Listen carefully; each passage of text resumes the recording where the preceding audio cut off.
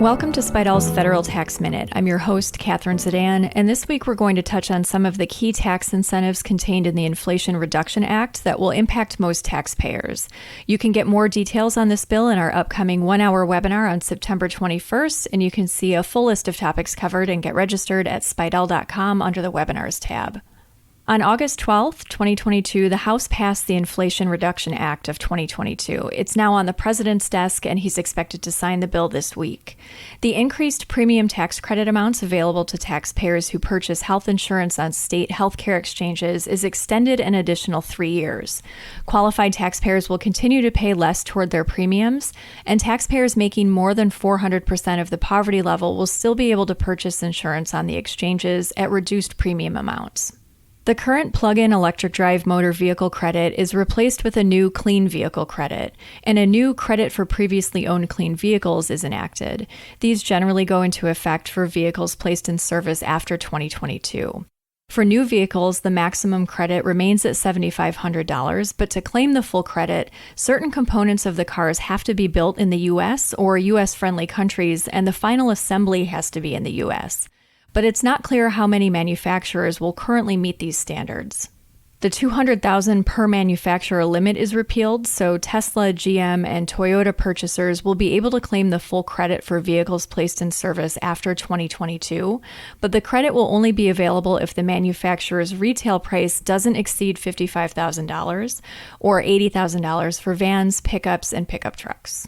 Also, the credit will only be available to taxpayers below specified income limits in the current and prior calendar year. Those limits are $300,000 for married filing joint, $225,000 for head of household, and $150,000 for all other taxpayers. These new limitations won't apply to taxpayers who signed a written purchase agreement prior to the date the bill was signed, even if the vehicle isn't placed in service until after 2022. Starting in 2024, the credit can be transferred to the dealer so it can be applied to reduce the taxpayer's cash outlay at the time of purchase rather than the taxpayer getting the benefit when they file their return.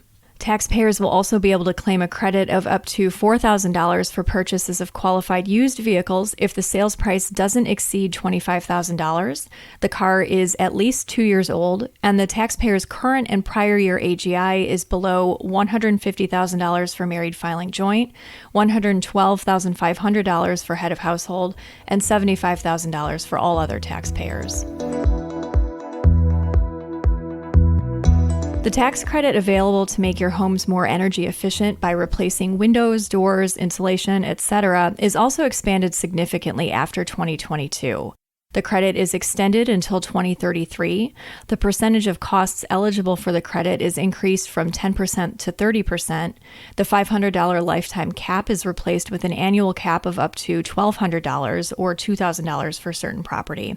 And the list of qualified property is expanded. The residential solar credit is extended through 2034, and the 30% credit amount will not begin to phase down until 2033. Rebates of up to $8,000 will also be available to specified low and middle income taxpayers who perform whole house energy savings retrofit projects, and an additional $14,000 is available to replace or purchase energy efficient appliances or undertake specified qualified electrification projects. For businesses, most of the energy credits are also extended and expanded, but to claim the maximum credit, taxpayers have to ensure that employees working on the project are paid local prevailing wages and that a certain amount of the work is performed by apprentices.